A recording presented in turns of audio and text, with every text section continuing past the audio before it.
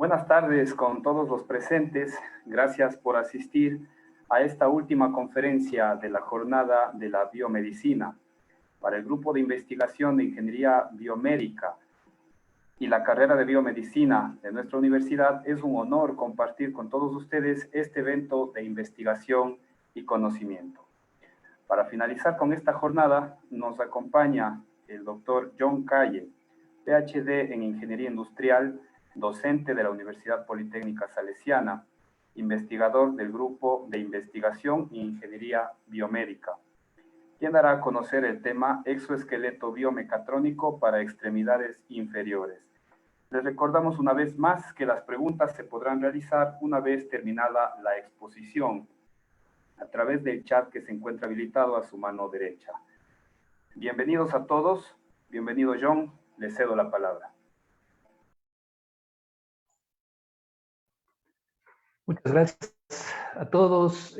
Muy agradecido realmente por la invitación a la carrera de Ingeniería en Biomedicina de la Universidad Politécnica Salesiana, y como parte del grupo de investigación en Ingeniería Biomédica, pues estoy muy contento de poder compartir con ustedes este trabajo que hemos venido desarrollando, ¿sí?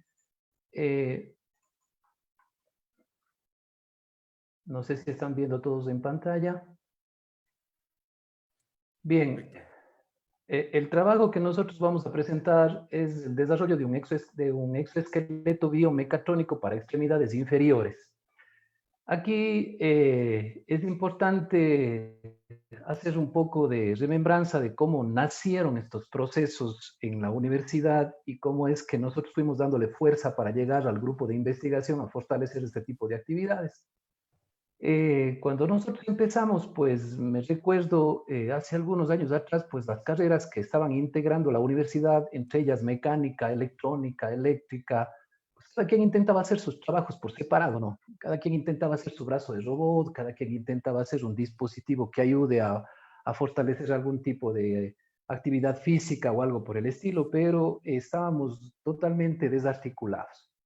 Después de eso, con esta intención, pues me recuerdo con mi gran amigo Fernando Urgiles, pues empezamos a trabajar en unas materias que desarrollábamos proyectos, y en esa condición empezamos a conversar sobre proyectos que estábamos haciendo, pues, y ambos teníamos ideas similares. Es decir, él estaba haciendo una prótesis y yo también estaba haciendo una prótesis de mano, y bueno, las realidades eran diferentes porque la prótesis que normalmente él desarrollaba en la parte mecánica tenía muchas falencias, la mía en la parte de control también tenía falencias. Entonces estábamos un poco desarticulados dentro de este contexto y nos unimos pues allí, ¿no? Para trabajar, y empezamos a sacar esta primera prótesis. Fue un reto interesante. Ya en ese proyecto vamos en una tercera fase, ya estamos integrándole movimientos de todo tipo para poder ya ver si podemos sacar un prototipo totalmente funcional. Pero eso nos llevó a generar esta idea de que tenemos que trabajar en conjunto y tenemos que trabajar en grupo. Después de eso ya se creó la carrera de mecatrónica, y la carrera de mecatrónica fortaleció de una manera muy interesante el trabajo para hacerlo de manera conjunta, integrando ya todas las especialidades que se estaban generando en la universidad. Y ahora, con más razón que aparece la carrera de ingeniería biomédica, es interesantísimo entender cómo el aporte de todas las profesiones frente a lo que queremos hacer como un desarrollo de servicio a la comunidad, a la parte científica también, puede configurarse de una manera ideal. Entonces, estos proyectos, aparte de las ingenierías que están integrándose en la universidad, también tenemos gente externa, tenemos médicos que están trabajando con nosotros, tenemos otros grupos de investigación que están trabajando externamente. Entonces, ahí les cuento algo de la historia del grupo de investigación. Nosotros trabajamos en algunas líneas de investigación. La primera es la línea de biomecánica. Trabajamos también en bioseñales, tenemos imágenes médicas, tenemos ingeniería de rehabilitación y órtesis y prótesis. Hay un grupo de ingenieros que estamos trabajando con especialidades en diferentes áreas, en ingeniería biomédica de algunos, otros como yo en ingeniería industrial, que hemos desarrollado ya hacia la parte de los productos, definitivamente a integrar este proceso hacia lo que es toda la parte de ingeniería biomédica, ¿sí?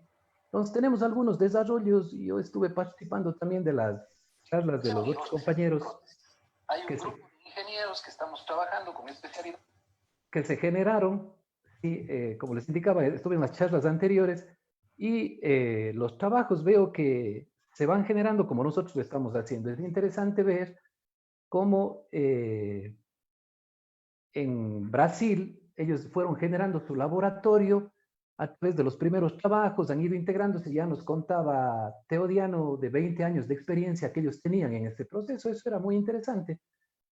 Luego después también la presentación del compañero de Colombia que nos hacía hincapié de cómo fueron creciendo y cómo fueron inclusive desarrollándose ciertos elementos. Nosotros hemos hecho lo mismo. Con muchos de estos proyectos hemos logrado incorporar un laboratorio de prototipado. En ese laboratorio es donde podemos tratar para desarrollar este tipo de elementos, este tipo de prototipos. Realmente antes lo queríamos hacer con lo que teníamos, es decir, máquinas de herramientas, con los circuitos que teníamos, lo básico, ¿sí? Y no se podía generar esta condición adecuadamente. Pero ahora tenemos la oportunidad y lo hemos hecho a través de la incorporación de todos estos trabajos que tenemos aquí. Bien, lo que les voy a comentar ahora en esta parte del trabajo es algo que está en muchas líneas, ¿no? He escuchado hablar mucho sobre exoesqueletos. Sí, y nosotros tenemos exoesqueletos de muchas condiciones, y aquí aparece el problema, pues. Hay esqueletos médicos, hay esqueletos que hacen la parte de prostética, es decir, funcionan como una prótesis que permiten caminar a una persona que está incapacitada. Tenemos exoesqueletos que ayudan a la rehabilitación de personas que perdieron algunas funciones motoras y que aportan a recuperarse estas funciones.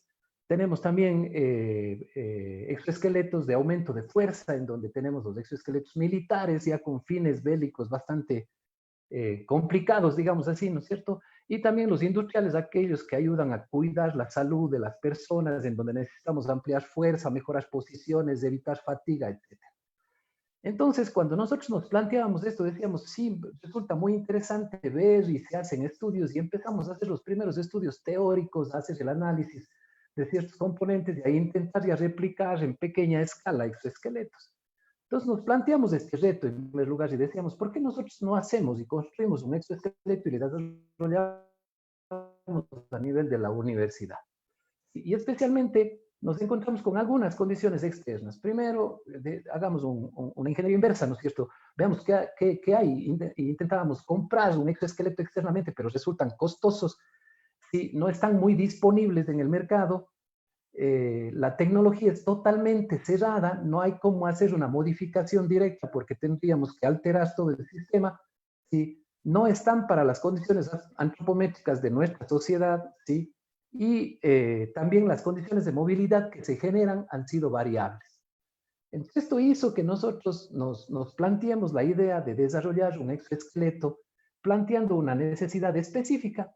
Y en esta consideración, entonces, nosotros lo que tomamos es el problema de que hay condiciones adversas en el trabajo en donde nosotros podemos integrar una serie de elementos frente a la actividad de los trabajadores y normalmente cuando se mueven cargas, se mueven pesos o se está mucho tiempo en pie, hay una fatiga bastante grande que se genera a nivel de los músculos de las extremidades inferiores, de todos los órganos de las extremidades inferiores. Entonces aquí lo que hicimos es inicialmente generar un análisis para determinar qué tanto afectaba esta situación. Entonces con esa primera empezamos a trabajar y como ya fuimos avanzando con las carreras para irles relacionando, y, ya teníamos la posibilidad de integrar la parte de la mecatrónica dentro de estas actividades porque ya la carrera había avanzado. Hace 2 años y medio atrás empezamos con el proyecto y invitamos a estudiantes de ingeniería mecatrónica a que trabajen y que se incorporen en el grupo de investigación ya desarrollándose directamente sobre estos prototipos en donde nosotros podemos darnos cuenta que se integra toda la situación. Sí. Hoy he invitado a 2 ingenieros, son los primeros graduados de la carrera de ingeniería mecatrónica en la ciudad de Cuenca, Santiago Feicán y César Saquicela. Santiago y César nos acompañan ahora, después de ellos también me van a ayudar a hacer esta presentación. Y ellos trabajaron directamente, ya después, una vez que hemos planteado el problema y definido algunas situaciones, en el desarrollo y la construcción específica y en las pruebas del exoesqueleto. y ellos también nos van a contar cómo es que fue ese trabajo y cómo es que se fue desarrollando. ¿Está bien? Entonces, la situación, una vez que nosotros ya determinamos este problema, decíamos, bueno, busquemos la posibilidad, de acuerdo a las condiciones de nuestra sociedad específica, cómo podemos desarrollar un exoesqueleto que sea validado y que sirva para lo que nosotros queremos hacer.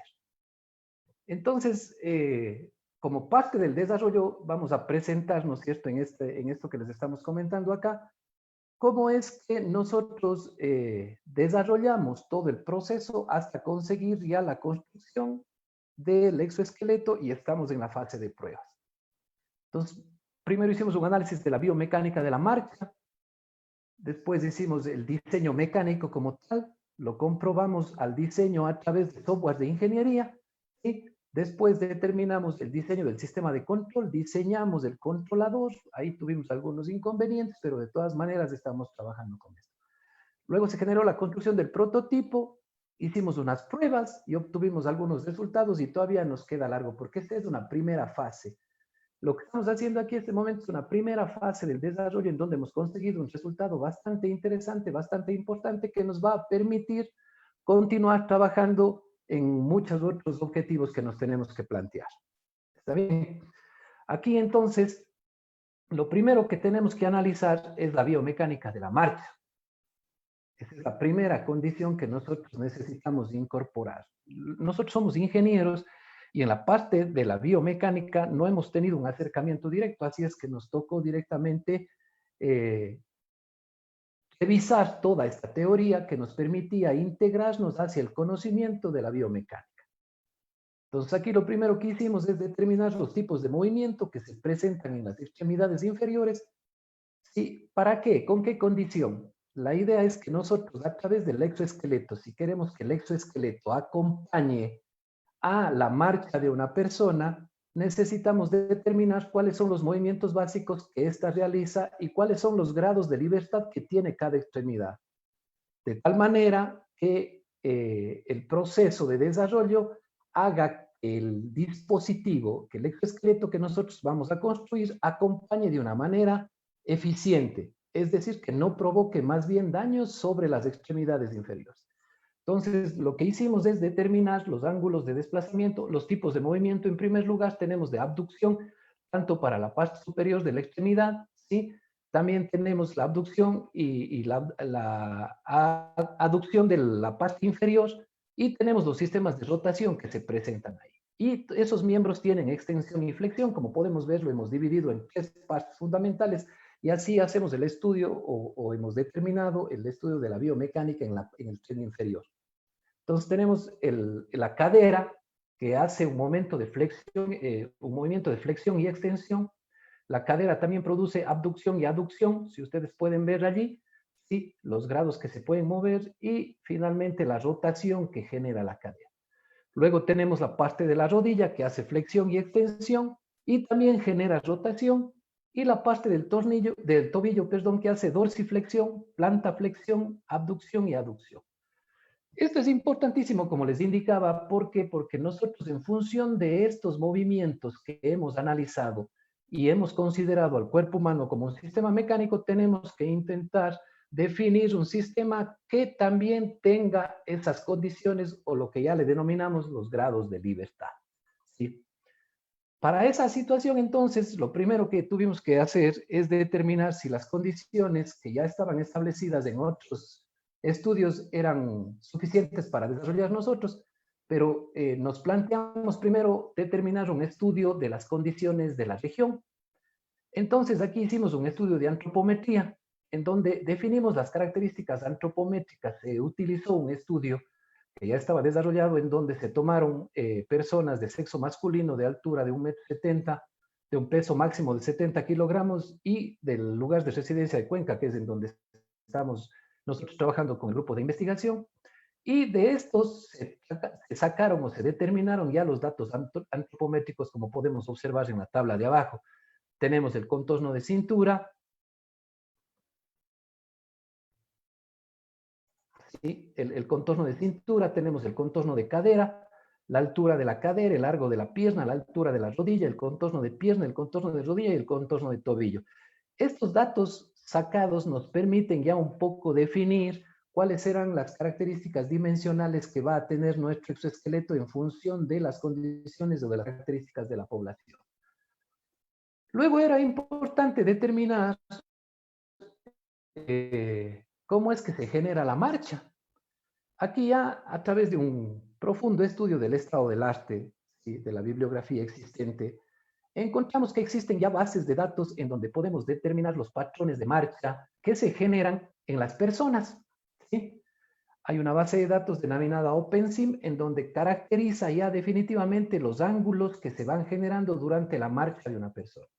También hay otra base de datos, la Treadmill, que es una base de datos japonesa, que hizo un estudio completo en donde a través del análisis de marcha, ya como un laboratorio de marcha completo, ¿sí?, se determinó mapas específicas que representan la marcha de las personas, ¿sí? Con esos datos analizados, lo que nosotros hicimos es comprobar posteriormente. Vamos a hacer una parte experimental para garantizar que la marcha que estoy yo teniendo como dato de entrada que estaba en estos estudios anteriores realmente es efectiva y coincide con lo que nosotros tenemos en la población. Así que lo que hicimos es caracterizar los datos a través de una fase experimental. Entonces pusimos aquí sensores inerciales, una tarjeta de adquisición, condiciones controladas, por supuesto, en la marcha, y potenciómetros de alta resolución que lo que nos iban a permitir es determinar los ángulos y las condiciones del movimiento.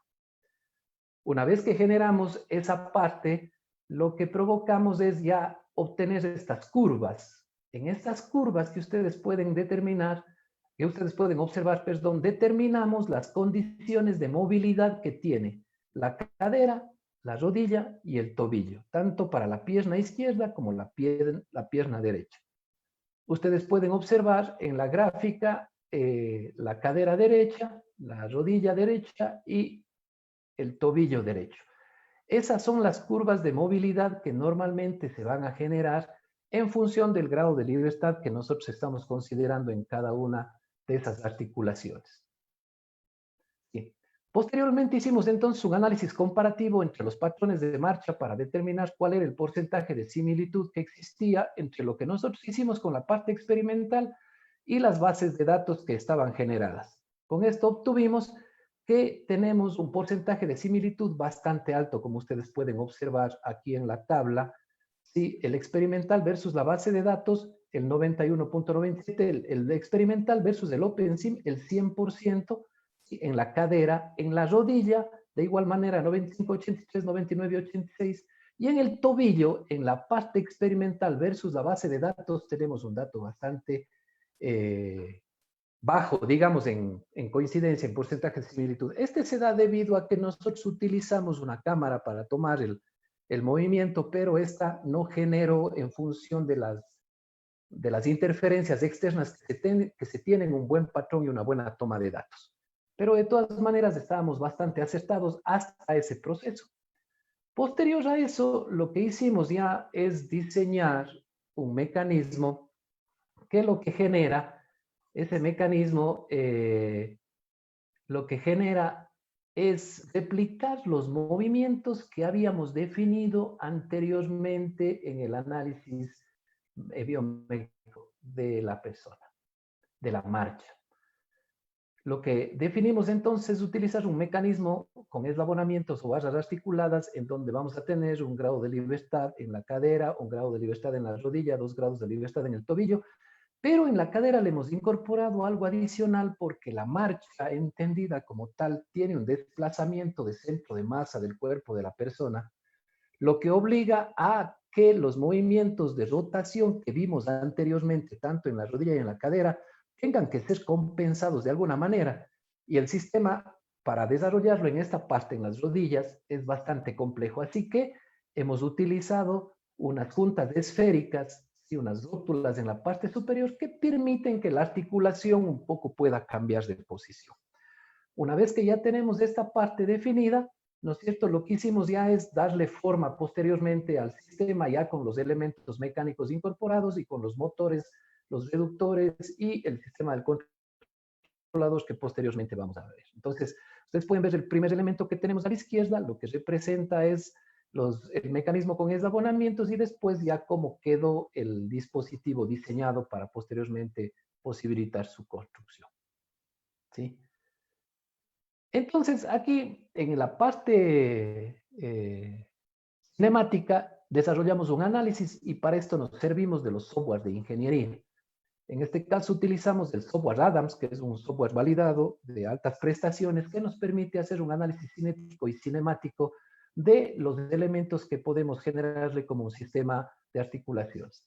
Entonces, ustedes pueden observar aquí, nosotros lo que hicimos es simular, ¿sí?, a diferentes velocidades la marcha utilizando el mecanismo que estaba diseñado y podemos observar en la parte izquierda cuando la velocidad está a 1.5 metros por segundo y en la parte derecha a 2.5 metros sobre segundo. ¿Sí? Entonces, las curvas que se van generando están determinadas bajo las características que ustedes pueden establecer. ¿Para qué hacemos esto? La idea es que este mecanismo o las articulaciones de este mecanismo diseñado cumplan con lo que normalmente la persona genera el momento que hace su marcha. Entonces, una vez determinadas estas curvas, lo que hacemos es comparar con lo que estaba determinado en el análisis inicial de la marcha. Es decir, las curvas patrón que teníamos ahora se van a comparar con el mecanismo para determinar cómo es el comportamiento tanto en la cadera, en la rodilla y en el tobillo. ¿Estamos? Entonces nosotros podemos observar que tenemos un alto porcentaje de similitud, 99.82%, 99.69%, y en el tobillo, que es el menor, el 98.90%. Esto nos motivó mucho porque comparado con otros trabajos que habían generado este análisis teórico de mecanismos, llegaban a similitudes más bajas, ¿no?, en un 97, 96%, pero nosotros hemos conseguido similitud hasta del 99% y del 98, casi 99% en este caso el tobillo, que nos anima mucho a decir, bueno, sí, el mecanismo que nosotros hemos diseñado cumple a satisfacción, es decir, va a provocar un acompañamiento bastante bueno del sistema, de la marcha de la persona. Una vez que nosotros hemos determinado eso, lo que nos falta es determinar el torque, es decir, cuánto torque se genera tanto en la cadera como en la rodilla y en el tobillo para provocar la marcha de una persona con una cantidad específica de masa, ¿sí? Que por eso también caracterizamos inicialmente a las personas de la ciudad de Cuenca. Entonces, en este caso, utilizamos un proyecto ya desarrollado, un análisis, es un libro prácticamente en donde se hace un análisis completo de la marcha y caracteriza de una manera muy adecuada cuáles son las condiciones que se requieren en torque para que la articulación pueda moverse sin inconvenientes. En este caso, entonces, ustedes pueden observar, sacado de ese gate análisis de ese proceso, obtenemos que en la cadera tenemos 56 newtons metros de torque necesarios para que se produzca la marcha, en la rodilla 35 newtons metros y en el tobillo 94.5 newtons metros. Normalmente el tobillo está caracterizado por el movimiento del pie. Hay una serie de elementos que facultan a que se requiera un torque tan alto, pero casi toda la condición va a estar determinada por la actividad muscular del paciente. Esto es una condición que hemos generado porque el control del pie bajo un movimiento de un torque, bajo un movimiento circular, perdón, es bastante complejo porque, si ustedes recuerdan, en las primeras que vimos, pues hay movimiento de flexión, de supinación, que hacen que estos elementos tengan un comportamiento bastante complejo. Con estos datos, entonces, lo que procedimos es ya hacer una propuesta de diseño mecánico, ¿sí? Entonces, aquí la parte interesante en esto es haber caracterizado el problema, haber determinado las condiciones específicas de las personas o de los usuarios posibles del exoesqueleto y finalmente determinar un patrón de marcha. Este patrón de marcha, ¿para qué nos va a servir? También para posteriormente programar el exoesqueleto de tal manera que las articulaciones con los grados de libertad que sean integrados permitan replicar la marcha de la persona, que es la primera fase que alcanzamos en este proyecto, ¿sí? Eh, y el mecanismo tal como está incorporado, de acuerdo a los software de ingeniería, pues nos dan una certeza bastante grande de que va a funcionar adecuadamente. Hasta allí muchos han llegado, es decir, nosotros hemos visto muchos estudios en donde se hace un análisis teórico y bastante similar al que nosotros hacíamos. Pero nosotros quisimos dar un paso más, es decir, ahora construyamos el exoesqueleto y veamos qué es lo que sucede. Le voy a pedir ahora entonces a César que continúe con esta parte del diseño. Nos van a contar su experiencia, es importante, cómo fueron haciendo en la parte del análisis del cálculo y posteriormente de la construcción y de la implementación de todos los componentes que forman este exoesqueleto que nosotros hemos desarrollado. Entonces, a ver si César me ayuda con la siguiente parte.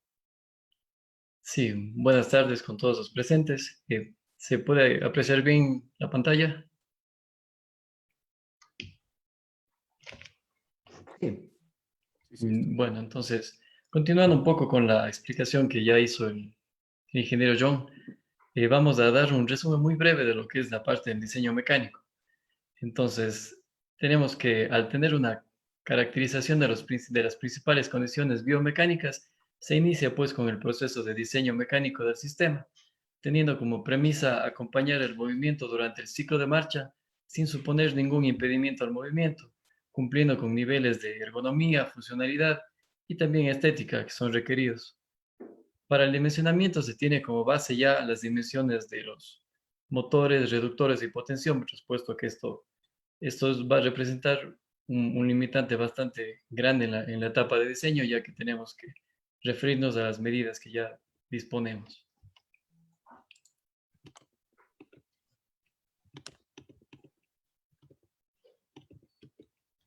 Entonces, con esto vamos a iniciar con la parte del diseño mecánico en la sección de la cadera.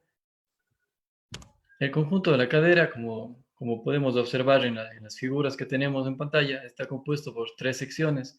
Estas conforman un cinturón que adopta la forma del contorno de la cadera del usuario y termina alineado con la cabeza del fémur de la persona. Cuenta con correas de sujeción acolchadas para brindar confort y tener una sujeción adecuada del sistema con la persona.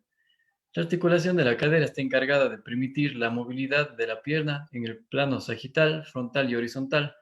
Como bien explicó John, es una de las partes más complejas del sistema, puesto que limitar un poco el movimiento en cualquiera de estos 3 ejes va, va a ser, en resumidas cuentas, que la gente empiece a caminar un poco como un robot. Si alguna de las personas ha visto videos de exoesqueletos y de sistemas ya desarrollados, habrán notado que la manera de caminar de la persona es un poco diferente, se nota que no está bien articulada. Esto hemos analizado en los estudios existentes y se da principalmente por la limitación en el movimiento de la cadera. De ahí que nosotros decidimos contar con una rótula en esta sección y decidimos mostrar un poco de los cálculos. En la presentación anterior, uno de los asistentes nos preguntaba qué nos motivó a utilizar cierto material frente a otros. Entonces, es esta parte la que nos ha motivado a tener los materiales que hemos utilizado en la construcción de nuestro exoesqueleto. Podemos ver que este es un diagrama de cuerpo libre del soporte de la rótula. Este vendría a ser el eje que va a soportar todo el peso del sistema en la sección de la cadera. De ahí que procedimos a realizar el cálculo del esfuerzo cortante en el soporte. Podemos ver que las fuerzas, la fuerza FU que tenemos ahí es una fuerza calculada en función del peso de la persona. Como se indicó anteriormente, el peso de los usuarios va a ser de alrededor de 70 kilos. Hemos dejado un margen superior de 10 kilos para brindar un poco de seguridad y adicionalmente se cuenta con un 2.5 de margen de seguridad para que podamos tener certeza de que no va a haber ningún daño en los materiales. De ahí viene el valor de FU de 12.360 newtons, viene representado en función del peso de la persona. Entonces, de esta manera nosotros obtenemos el esfuerzo cortante en el eje y podemos ver que es un valor de 150 megapascales. Este valor está muy por debajo del valor de esfuerzo cortante máximo que puede soportar el eje de la rótula, que es de acero. lo que nos faculta a saber que el eje va a soportar el peso al que va a estar sometido sin tener ningún problema de cizalladuras o algún tipo de rotura. De esta manera se han venido realizando los cálculos de cada sección, cada pequeño elemento que se utiliza, desde los tornillos, en todas las juntas, los ejes, todos han sido calculados y dimensionados de manera matemática para estar seguros de que podemos brindar un acompañamiento adecuado sin tener problemas de fallos en los materiales. Entonces podemos ver también que procedimos a realizar un análisis en software de ingeniería. Lo que podemos ver aquí es una simulación de la deformación total sobre la sección de la cadera. Esto ha sido realizado en software ANSYS y no se puede observar de manera tan adecuada los números, pero tenemos una deformación máxima en la base de la rótula de menos de 0.01 milímetros. Entonces, esto nos dice que el material va a tener una deformación mínima muy inferior a la que puede soportar, lo que nos permite saber que está bien dimensionada y que no necesitamos implementar una rótula de mayores condiciones. Ahora procedemos un poco con la parte del diseño mecánico. Pueden observar que tenemos uno de los planos del soporte del motor y del reductor con las dimensiones de cada sección, y también tenemos un despiece del conjunto de la rodilla. Se pueden observar que está compuesto de bastantes piezas. Todas estas fueron mecanizadas y desarrolladas por nosotros en los laboratorios. Si bien en principio no se tenía, por ejemplo, no se tenía pensado implementar una tapa en el motor reductor, una tuerca, este buje que tenemos acá de color anaranjado, todo esto se ha venido generando sobre la marcha. Entonces, al momento de realizar las primeras pruebas, vimos que, por ejemplo, los soportes del motor y reductor funcionaban de manera correcta. Entonces, había un acople perfecto entre las secciones mecanizadas y los elementos en los motores, por ejemplo. Sin embargo, al momento de realizar las primeras pruebas, pudimos constatar que existía un ligero desplazamiento entre el eje del motor y del reductor, algo que, sin importar las simulaciones que se realicen o sabiendo ya que matemáticamente el diseño puede soportar las fuerzas de las que está aplicado, se podía saber eso. Entonces, eso es una de las cuestiones que nos tocó lidiar al momento de realizar las primeras pruebas. Ese pequeño desfase, algo de menos de 2 o 3 milímetros, ustedes sabrán que en ingeniería eso es un montón, pero aparentemente a la vista eso ni siquiera se notaba. Entonces tuvimos que ensamblar todo el sistema, eh, realizar unas ligeras pruebas a diferentes velocidades, acoplarlo a la pierna, y veíamos que se perdía torque y que había un desplazamiento ligero. Entonces desarmamos nuevamente todo, eh, eh, realizamos videos y prestamos especial atención a esa sección, y pudimos notar que era porque había ese desplazamiento, especialmente a altas velocidades. Eso nos ayudó a notar que teníamos que poner una tapa que soporte el motor reductor con un sistema de una tuerca y un buje que lo sostengan. Entonces, si bien, como indicaba John, hay muchos estudios que tienen toda la parte teórica excelentemente validada, con bibliografía como se debe realizar, es en el momento de la construcción en el que uno se topa con los retos más grandes. Entonces, de esta manera pudimos implementar diferentes secciones y piezas extras que no se tenían previstas en inicio. Ahora, en la sección de rodilla también podemos observar un resumen muy ligero de cómo es la configuración esquemática del eslabón. Como mencionaba John, la mayoría de sistemas, al momento de adquirirlo, simplemente uno cancela un valor bastante alto y son las personas encargadas de la instalación, por así decirlo, que se acercan al paciente, realizan una toma de medidas y hacen las piezas completamente en función del paciente, de un paciente único. Entonces eso limita mucho el uso, y también en, en un medio como el nuestro, en el que adquirir un sistema tecnológico de más de $15,000 es algo que muy pocas personas se pueden permitir.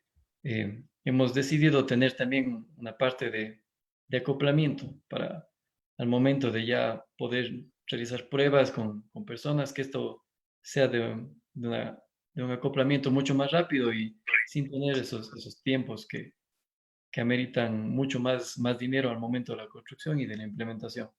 Es por eso que se tiene esta configuración esquemática del eslabón, que lo que hace es permitir que la sección que viene a representar el hueso del fémur y de la tibia y el peroné se puedan desplazar. Aquí también tenemos un poco de los cálculos. En este caso se muestra el esfuerzo cortante que va a soportar el tornillo que sostiene la sección indicada del fémur y de la tibia y el peroné. De igual manera, este esfuerzo cortante de 0.307 megapascales está muy por debajo del valor que puede soportar el material utilizado en este tornillo. Entonces eso nos ha permitido ir validando cada una de las piezas, como les mencionaba. Sin importar que sea un pequeño tornillo o toda una sección, todo tiene que ser validado de manera adecuada. Y de esta manera, al tener diseñada cada sección, se va procediendo con las siguientes. Por ejemplo, una vez se tenía ya la sección de la rodilla articulada, era momento de ensamblar ya la parte de los potenciómetros y los sensores que van a permitir tener una toma de señales y estar conscientes de que el movimiento que realiza el exoesqueleto es acorde al que nosotros necesitamos. De igual manera, ahora tenemos un poco de la sección del tobillo. Como pueden observar, está compuesta alrededor de unas 7, 8 secciones. Tenemos un plano de cómo se dimensionó esta parte. Podemos ver en la parte alta del conjunto del tobillo el eslabón de regulación. Esto es la parte que se estaba indicando en los cálculos anteriores en la sección de rodilla. Esta ranura nos permite realizar un redimensionamiento, se podría decir, del exoesqueleto, en el que podemos modificar hasta 15 centímetros de la altura a la que se puede acoplar el sistema con el paciente. De igual manera, tenemos un poco los cálculos del tobillo, las fuerzas actuantes sobre la junta número 1. Esto se puede observar de mejor manera ya en el documento completo de la tesis, que podrá estar disponible si alguien quiere ver cada uno de los cálculos. Había que prestarle mucha atención a la parte del tobillo. Como podemos observar, es una sección muy pequeña en comparación con la rodilla y la cadera. Entonces, no nos podíamos permitir tener secciones demasiado grandes, ya que limitarían el movimiento del tobillo. Los ejes tienen que estar alineados con las articulaciones, de manera que no haya limitantes al movimiento. Y fue una sección bastante complicada. También podemos ver que en la parte de los análisis teóricos, la mayoría de los estudios tienen complicaciones en esta sección, puesto que desde el momento de la implementación de los sensores para realizar la toma de las medidas, de cómo se realiza la marcha, es bastante reducido. Entonces, en la bibliografía hay bastante variación en esta parte. Entonces, eso nos llamó a ver, por ejemplo, materiales distintos a los que estábamos previstos. Como ya se mencionó antes, teníamos la idea de realizar, por ejemplo, el sistema en aluminio. Sin embargo, al realizar los cálculos, el aluminio no tenía las prestaciones que necesitábamos, especialmente en estas secciones bastante pequeñas, lo que nos motivó a pensar en materiales compuestos como la fibra de carbono, que si bien tienen mayor dificultad al momento del mecanizado, tiene prestaciones mucho más altas en cuanto a resistencia frente a impactos y también frente a fuerza aplicada. Entonces, son estos cálculos que se desarrollaron en cada sección. Podemos ver, por ejemplo, que estas secciones tienen dimensiones de apenas 20 milímetros, 30 milímetros. Son secciones bastante reducidas y con fuerzas muy amplias, ya que, por ejemplo, al momento de dar un paso, la fuerza de impacto que se tiene es alrededor de 5 a 6 veces el peso de la persona. Entonces, uno no está muy consciente del dimensionamiento de estas fuerzas al momento comenzar con los estudios. Fue todas las lecturas que se realizaron durante el proceso del análisis del estado del arte que nos puso en contacto con estas secciones que son algo muy diferente a lo que se tenía previsto. Entonces, como comentaba en una exposición anterior, esto fue lo que nos llamó también a trabajar ya con equipos más amplios. Por ejemplo, trabajar con fisioterapeutas, trabajar con médicos. Eran ellos quienes nos brindaban luces y nos iban explicando que cada sección tiene requerimientos muy específicos. Y estos requerimientos, todo este acercamiento que tuvimos con otras profesiones, con profesionales de otras áreas, nos ayudó bastante en la parte del diseño. Por ejemplo, ahora podemos ver el conjunto de la planta. La primera vez que realizamos el diseño de esta sección, se tenía simplemente lo que podemos observar como la base del talón y toda la parte frontal estaba conformada de una sola sección.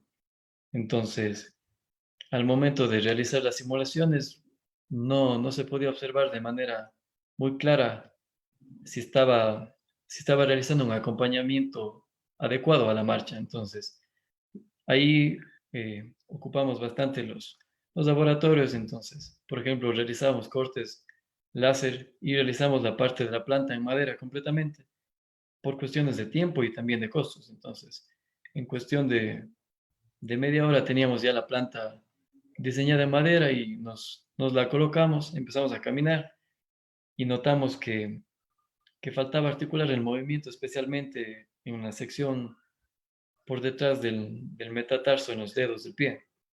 Entonces, al momento de realizar las pruebas, nos dimos cuenta que faltaba articular esta parte del movimiento y dividimos la parte de la planta en la parte frontal en dos secciones.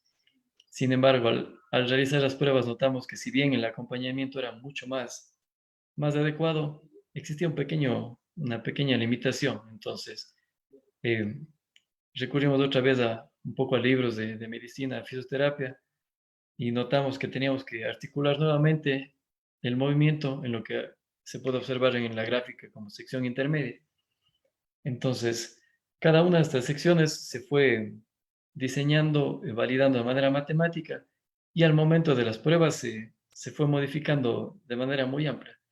Se podría decir que en inicio pensábamos que la sección de cadera iba a resultar la más compleja, la de mayores cambios. Sin embargo, prácticamente se acopló a la primera, acompañó muy bien al movimiento y fue en otras secciones que no teníamos previsto realizar mayores cambios, que fueron los que sufrieron muchos más cambios y acoplamiento de más sistemas y secciones, de manera que pueda ser un movimiento articulado y que no genere limitaciones. Ahora, para la parte del diseño del controlador, nos va a acompañar mi compañero Santiago Feicán. Él les va a hablar igual de manera muy resumida de lo que es el diseño del controlador, de cómo se realizaron las primeras pruebas, todo lo que se vino sobre la marcha y un poco cómo fue la experiencia de esta parte. Continúa, Santiago. ¿Cómo están? Buenas tardes. Bueno, yo voy a comenzar hablando un poco de lo que fue el diseño del controlador.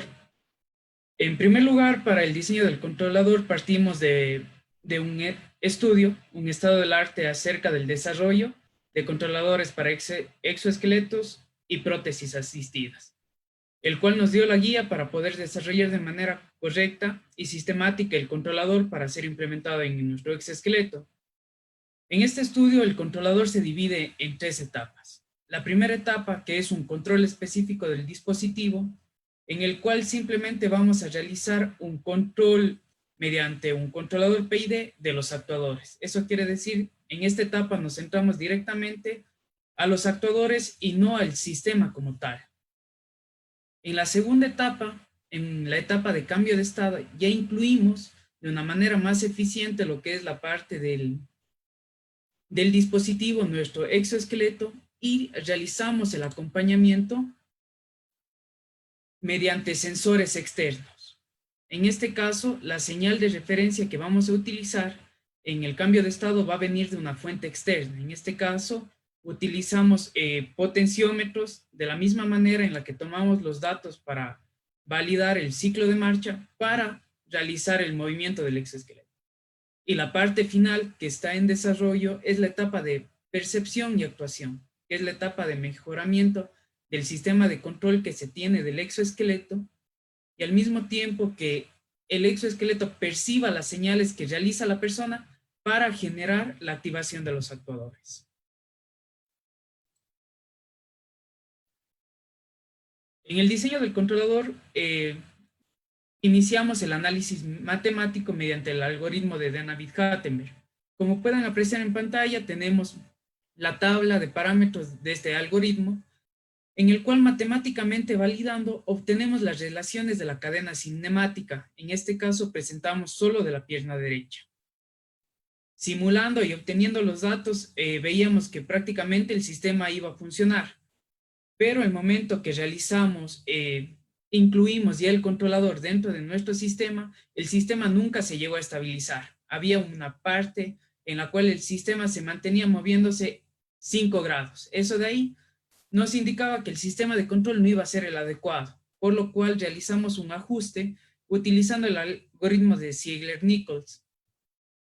En este algoritmo, ¿qué fue lo que hicimos? Se va analizando cada sección del controlador PID, como pueden apreciar en las imágenes.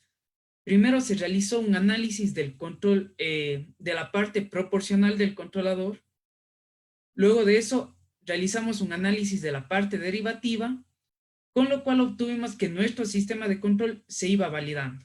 ¿Cuál fue el problema para nosotros utilizar el algoritmo de Ziegler-Nichols? Es que no contamos que el momento que se realizaba el ciclo de marcha, la articulación de la rodilla iba a afectar por la inercia a la articulación de la cadera. ¿Qué quiere decir? Esto de aquí se generaba un balanceo de todo el sistema, lo que hacía que no se estabilice. Debido a eso utilizamos el algoritmo de Ziegler-Nichols y aún así no logramos controlar de manera adecuada. Luego de revisar varios estudios para poder realizar el control completo, lo que se hizo es se implementó un algoritmo adicional, un sistema de anti-wind-up, el cual nos regula la salida del motor. De esta manera vamos a tener un control mucho más suave y que nos permitía llegar a las posiciones adecuadas. Es decir, si en la marcha yo generaba una trayectoria de hasta 40 grados, mi motor llegaba hasta unos 39 grados, 39.5 grados, y implementando el algoritmo de Ziegler-Nichols y el sistema o el algoritmo del anti-wind-up. Caso contrario, lo que nos pasaba es que si nuestra referencia era de 40 grados, nuestro sistema se iba hasta 45, regresaba a 35 grados y se mantenía en ese movimiento. Finalmente, lo que se realizó ya con nuestro sistema funcional es integrarlo en una Compact Rio. Muy bien, el sistema de control, como pueden apreciar, está conformado de las siguientes etapas. En primer lugar, tenemos nuestro control PD con anti-wind-up, el mismo que está conectado a un servo driver que nos permite controlar los actuadores que están en la articulación, y nuestra retroalimentación es un potenciómetro lineal, el cual tiene un error máximo de 1 grado. Además de eso, nosotros tenemos que todo esto de aquí fue integrado mediante la View, en el cual nosotros obtenemos las gráficas de los movimientos articulares, tanto de la cadera como de la rodilla. Como pueden apreciar en pantalla, para validar utilizamos un modo joystick en el cual podíamos ir moviendo uno a uno las articulaciones para ver su funcionamiento. También contábamos con la opción de ciclo de marcha, en la cual se cargaban los datos de la marcha que obtuvimos en los primeros estudios que fueron explicados por el ingeniero John, y de esta manera validábamos nuestros estudios. Ahora, para la construcción del prototipo, una vez que ya habíamos validado tanto nuestro diseño mecánico, nuestro sistema de control, y así como los movimientos articulares, pasamos a construir. En este caso, utilizamos diferentes tecnologías. Primero utilizamos lo que son sistemas de prototipado rápido o manufactura aditiva, en el cual tenemos lo que es la parte de impresión 3D, en la cual utilizamos máquinas como es la Raíz 3D, la NET y la ZMOR.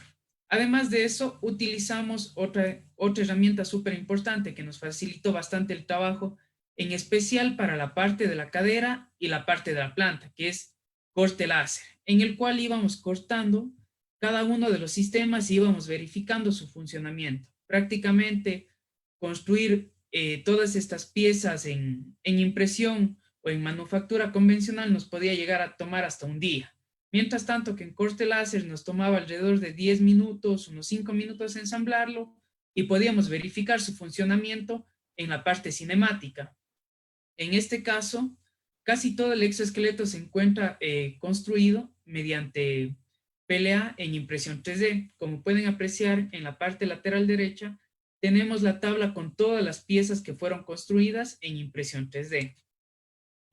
En manufactura convencional, lo que nos tocó construir fueron las partes primordiales, como son los pasadores, los eslabones de regulación y el sistema de fijación de los actuadores. En este caso utilizamos dos procesos convencionales de arranque de viruta. Como pueden ver en la imagen, utilizamos la maquinaria en los laboratorios de la universidad para construir las piezas tales como la tapa del soporte del motorreductor, los pasadores y los eslabones de regulación. Y además utilizamos procesos de electroerosión, que en este caso lo que nos permitió es construir piezas que necesitábamos una exactitud extremadamente alta, como es el caso de los bujes, que necesitamos que tenga un ajuste exacto con el motor, la parte de las tuercas que nos permitían sellar el sistema del motor para que no se nos salga, como explicó mi compañero. Entonces, este proceso necesitaba una fineza muy alta, por lo cual recurrimos a procesos de electroerosión. Una vez construido, integramos lo que es el controlador, que fue una Compact Rio. La integración del controlador al prototipo también nos llevó varias etapas. En primer lugar, utilizamos una Raspberry, la cual por el procesamiento de datos no nos permitió llevar adecuadamente el control del mismo. Luego de eso, utilizamos un sistema MyRio. El sistema MyRio, el problema fue que la cantidad de entradas y salidas que tenía no eran las suficientes para controlar las 4 articulaciones. Aparte que el momento que conectamos las 2 articulaciones, el sistema presentaba un retraso en el tiempo. Eso que nos iba a representar que el sistema no iba a funcionar, aún así de tener bien definido nuestro sistema de control o modelado matemáticamente. Finalmente, la opción que utilizamos para realizar fue una Compact Rio 9074, en la cual nos permite ingresar diferentes tipos de módulos. Entonces utilizamos módulos de entradas rápidas, módulos de salidas analógicas, y nos permitió controlar de manera adecuada todo nuestro sistema de control. Como pueden ver en la parte inferior central está toda la programación que realizamos para el control de cada una de las articulaciones. Además, en esta sección fue importante realizar una programación por hilos. ¿Eso qué quiere decir? Que cada una de las articulaciones se activa al mismo tiempo. No espera la una que se active la otra, sino siempre funcionan sincronizadas cada una de ellas. En este caso pueden apreciar en la parte lateral izquierda tenemos las pruebas de funcionamiento del sistema en la primera etapa de control, en la cual verificamos los movimientos articulares con cada uno de los motores. De esta manera podíamos validar si se estaba llegando a cumplir los datos de nuestras referencias. Una vez que analizamos los datos obtenidos de estas pruebas de funcionamiento, lo que hicimos es validar y comparamos con los datos experimentales que habíamos obtenido, teniendo un porcentaje de similitud hasta del 98% en los movimientos angulares. Luego de eso pasamos a realizar ya la segunda etapa, que es mediante señales externas. En este caso, utilizábamos los potenciómetros en la articulación de la rodilla, generábamos los movimientos y veíamos la respuesta que tenía el sistema ante nuestra respuesta.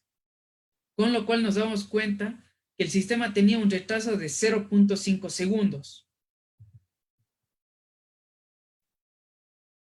En los resultados que obtuvimos de todo este trabajo, en primer lugar en el análisis cinemático, tuvimos una muy buena acogida, ya que llegamos al 98.9% de similitud entre las curvas obtenidas experimentalmente versus la validación cinemática y cinética de nuestro sistema en el software Adams, lo cual mostraba que nuestro sistema cumplía los requerimientos necesarios de movimientos articulares para proceder con el sistema.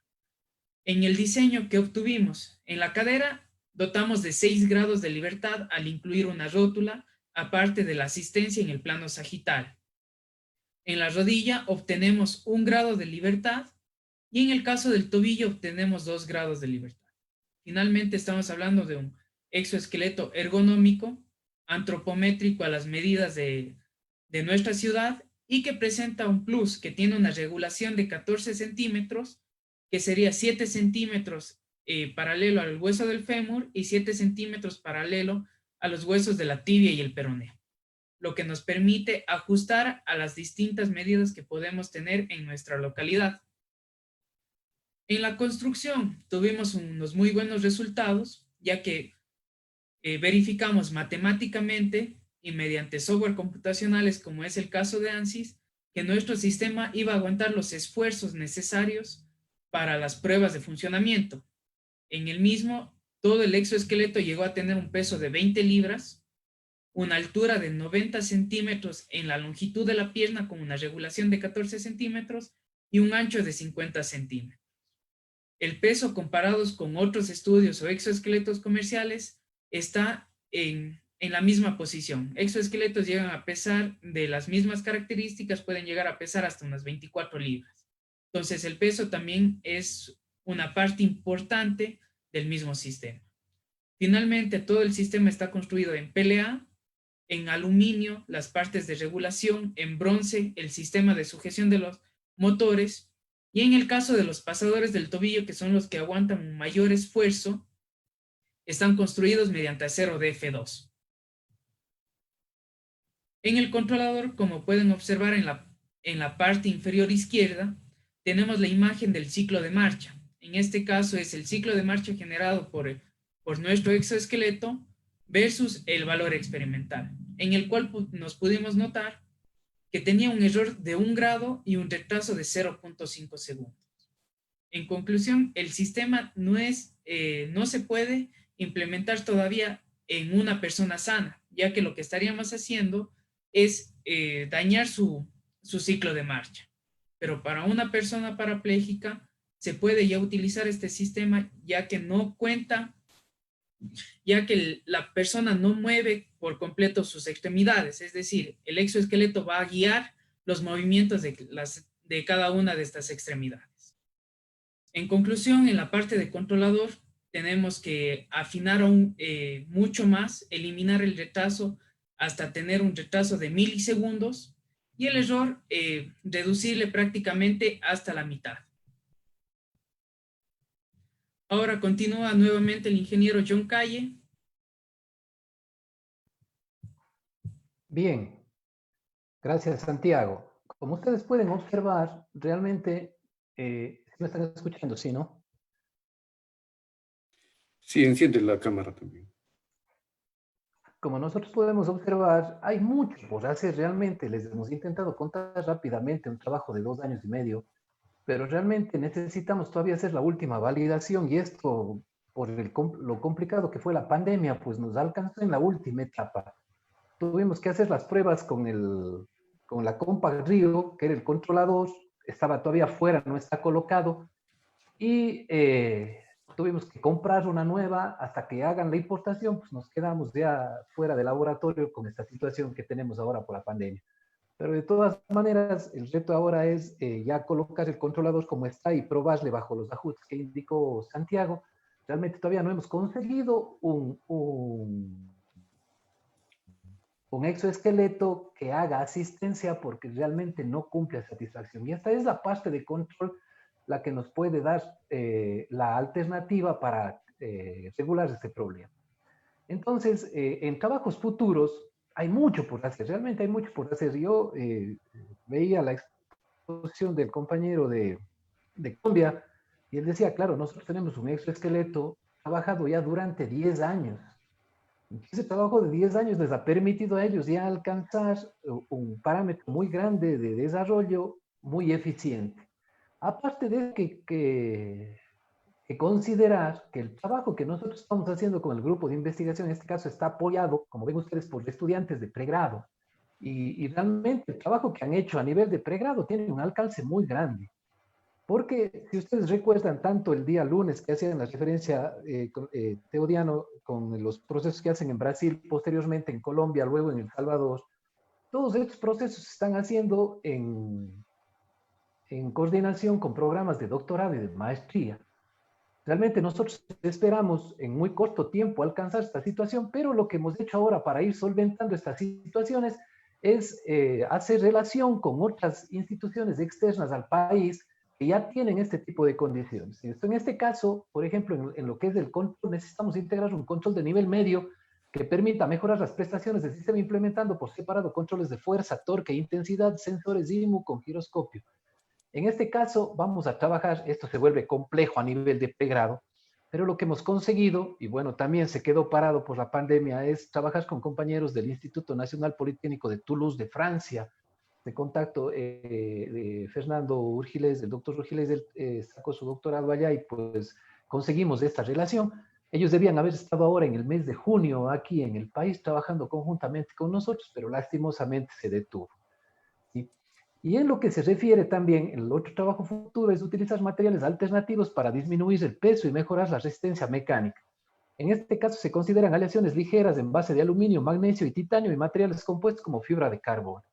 También tenemos una relación muy cercana porque muchos compañeros han estudiado en la Universidad Politécnica de Valencia y sobre todo con algunos de los docentes que están allá que trabajan con nosotros en la universidad. Entonces estamos trabajando ya con la Universidad Politécnica de Valencia para desarrollar los compuestos en fibra de carbono. ¿Sí? Me ayuda Santiago pasando la última. Entonces, como ustedes ven, el trabajo realmente es muy, muy grande. ¿Sí? Ahí pueden observar, tenemos un grupo de compañeros que trabajamos en el instituto y en la foto de la derecha, pues estuvimos en el último congreso en Uruguay, que también estamos haciendo ya unos nuevos proyectos muy interesantes con estos grupos. Entonces, realmente el trabajo es grande y yo les agradezco por habernos permitido presentarles en tan poco tiempo una experiencia tan valiosa. Yo creo que el trabajo colaborativo que vamos generando es importante. Este rato nosotros tenemos nexos ya con muchos médicos, que es la parte fundamental. En este congreso, por ejemplo, en el SABI que se hizo en Uruguay, ya estamos trabajando con 2 médicos directamente para el desarrollo de elementos que permitan hacer la medición de lesiones. Es algo muy interesante. ¿Sí? Entonces, invitados pues todos quienes quieran juntarse y quienes estén por acá en la ciudad de Cuenca, ¿no es cierto? Y no hay problema también en el exterior a seguir trabajando en este proceso. Y nosotros estimamos en esta segunda fase, porque esta es realmente la primera fase del exoesqueleto, en la segunda fase ya fortalecer el controlador y trabajar con materiales alternativos. Lo estamos haciendo ya, estamos integrando este proceso a través de igual manera con gente de pregrado, ya estamos generando 2 trabajos de titulación posteriores, pero necesitamos la ayuda de un nivel superior, que en este caso serían doctorados y maestrías, y que se van a ir integrando en este proceso. Les agradecemos por la atención y cualquier consulta estamos a la orden.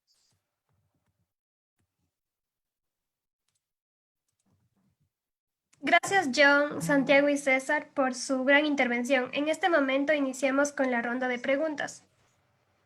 La primera pregunta es, felicitaciones, es una excelente presentación. Mi pregunta es, ¿cuáles son los costos que ha tenido el desarrollo de este exoesqueleto? Pregunta interesante, porque aquí hay que entender una realidad. Nosotros partimos también de la implementación del laboratorio. Más o menos este proyecto, y todavía no lo hemos completado, pero este proyecto estaba validado para una implementación con todos los equipos que tenemos en unos 90.000 a 100.000 dólares. ¿Sí? No solo el desarrollo del exoesqueleto. El exoesqueleto puede ser mucho más barato, digamos, en desarrollo hasta donde hemos llegado, pero con la implementación de maquinaria, inclusive diría, y esto fue conjuntamente con otros proyectos, porque hicimos proyectos de prótesis de mano, hicimos unos proyectos de prótesis de pierna, estamos haciendo prótesis transtibial, más o menos alcanza el laboratorio integrado unos 250.000 dólares, incluido este prototipo de allí. Pero realmente si ya hubiéramos tenido el laboratorio, en lo que hemos gastado estaremos alrededor de unos $50,000. Gracias. La siguiente pregunta es, ¿el exoesqueleto es open source? Todavía no. Todavía no. Nosotros esperamos, no podemos disponibilizarlo tal como está porque todavía tenemos mucho trabajo por desarrollar.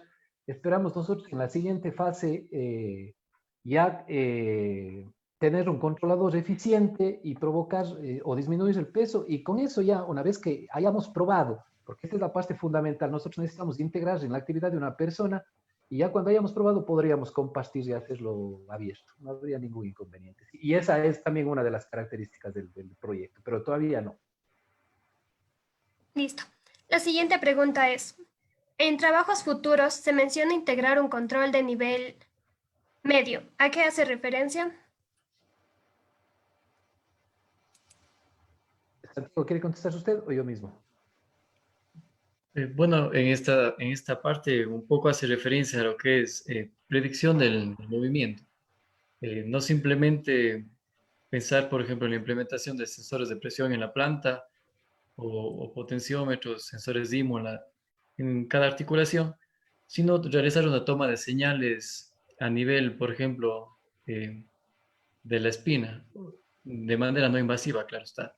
Al momento en que hay una activación neuronal de la persona, a lo que se conoce como intención del movimiento, el sistema ya estará predispuesto a realizar la acción. Esto nos permitirá reducir los tiempos de reacción de manera muy, muy amplia. A eso hace un poco referencia. Claro, el retraso que se generaba era el conflicto, y por eso es que todavía no se puede utilizar una persona sana. La idea sería utilizarlo allí, y para eso necesitamos ya integrar este control que nos va a permitir, antes de que se genere el movimiento, el actuador esté predispuesto para acompañar la marcha. Y eso ya lo tenemos que hacer en otro nivel. Listo, muchas gracias. La siguiente pregunta es, saludos, felicitándoles por su trabajo. ¿Tal vez se ha pensado implementar técnicas de control multivariable o robusto?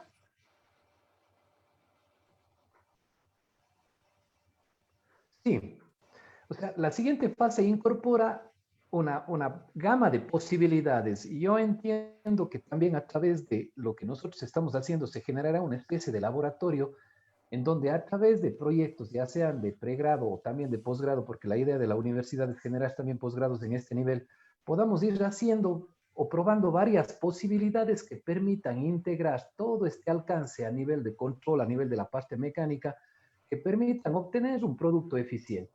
Entonces, hemos estado en la primera parte, hemos hecho un muy buen alcance, y vamos, yo espero en unos 2 años más tener lista una propuesta que ya pudiera, como bien decía, hacerse open source, de tal manera que se pueda compartir con mucha solvencia todo el conocimiento que nosotros hemos alcanzado hasta ese momento. Gracias.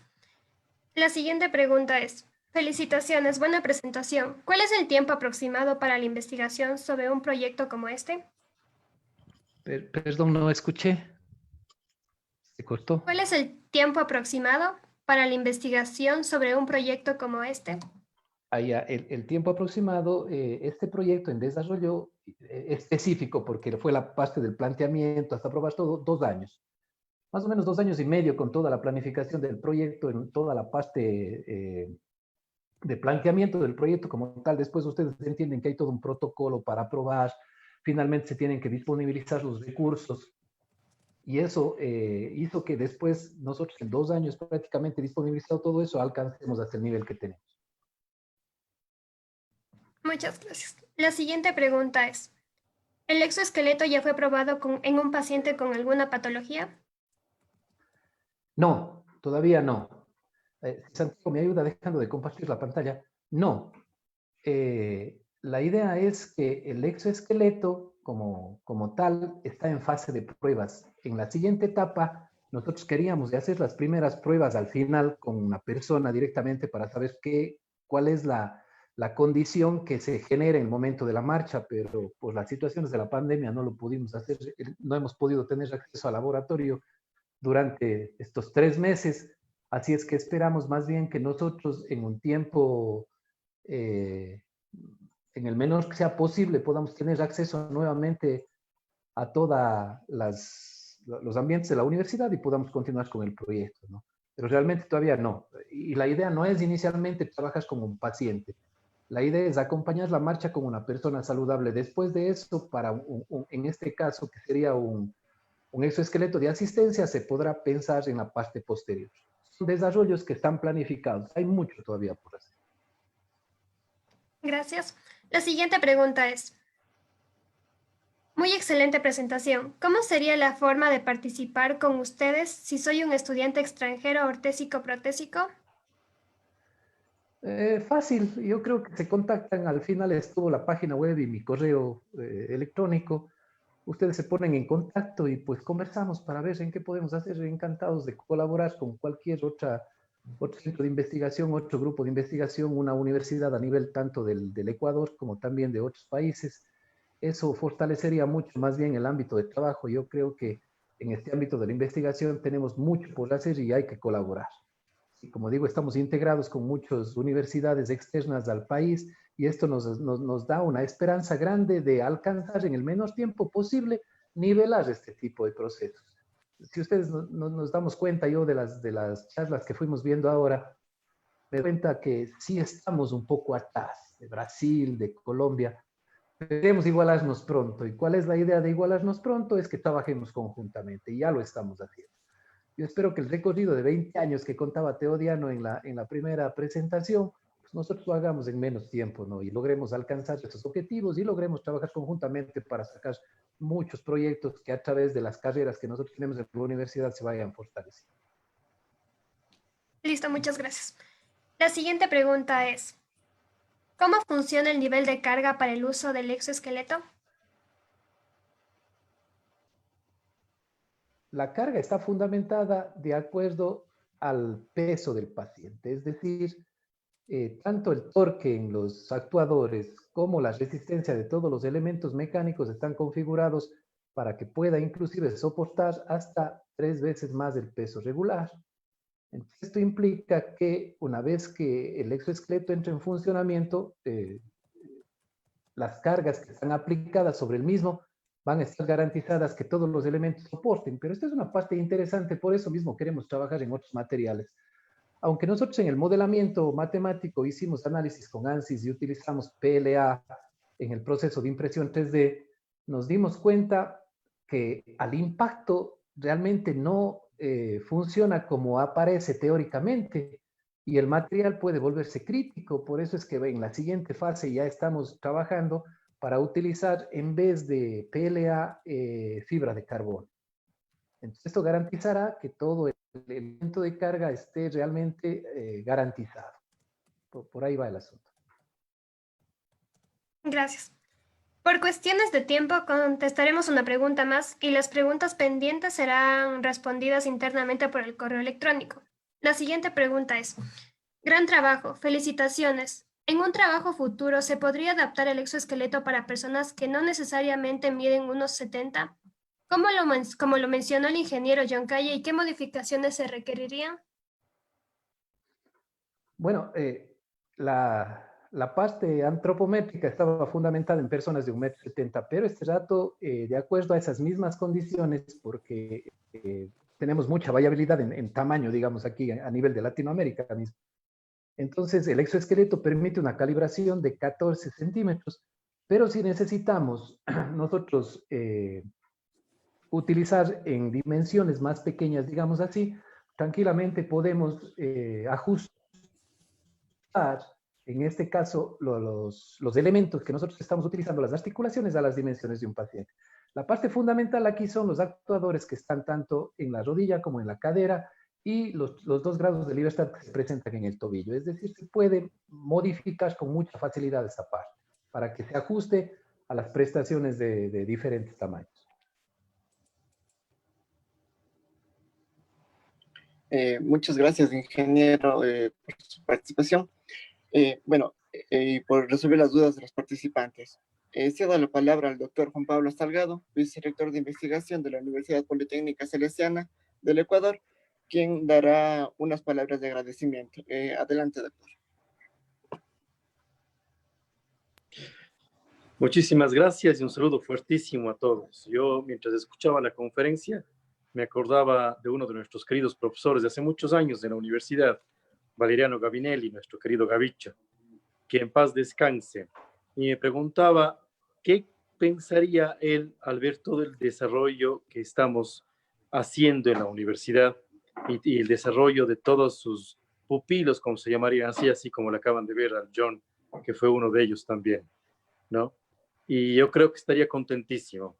Y contentísimo no solo por el desarrollo tecnológico que se ha producido dentro de la universidad, más todavía por ver a tantas personas desarrollándose como seres humanos, que es el objetivo fundamental de nuestra universidad.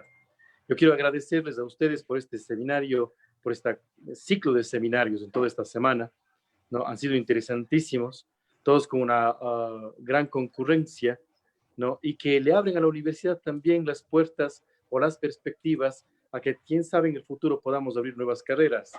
Mientras yo veía estos ciclos de seminarios, pensaba tal vez en una fisioterapia, tal vez, pero una fisioterapia distinta, una fisioterapia con un componente agregado, como lo que acabamos de ver con los exoesqueletos y otras cosas más. ¿Cuántas cosas todavía están por hacer? ¿Cuánto bien a la humanidad todavía está por hacer? Yo quiero agradecerles a ustedes por el trabajo realizado estos días. Quiero agradecerles a todos los amigos de las otras universidades que se han vinculado, a todas las personas que muy atentos han participado en este seminario, y les animo a que sigamos comunicando ciencia. Si la ciencia no se comunica, si el conocimiento no se comunica, no sirve para nada. Les animo, por favor, sigamos comunicando ciencia, sigamos desarrollándonos como personas, desarrollando nuestros muchachos, desarrollando nuestras capacidades en función del bien común. No quiero dilatarme más, simplemente quiero agradecerles a ustedes profundamente por todo lo que están haciendo y enviarles un abrazo fraterno. Muchas gracias. Gracias, Juan Pablo, por tus palabras. De esta forma, damos por finalizado estas jornadas de biomedicina. De parte de la carrera de biomedicina y el grupo de investigación e ingeniería biomédica, agradecemos el aporte de todos los ponentes invitados y de igual forma a todos ustedes que han tenido una participación sólida en nuestro evento virtual. Agradecemos también a todos los que hicieron posible este encuentro, a los estudiantes de la carrera de biomedicina, a la rama IEEE y su capítulo MB, y a quienes conformamos el ecosistema de investigación, innovación y emprendimiento de la Universidad Politécnica Salesiana. Por otro lado, les comunico que los certificados de participación les daremos llegar vía correo electrónico, después de haber revisado los reportes de asistencia. Agradecemos todos y deseándoles éxito en su formación, que tengan una bonita tarde. Un fuerte abrazo a todos los asistentes de las diferentes partes del país y del extranjero. Muchísimas gracias, muy buenas tardes.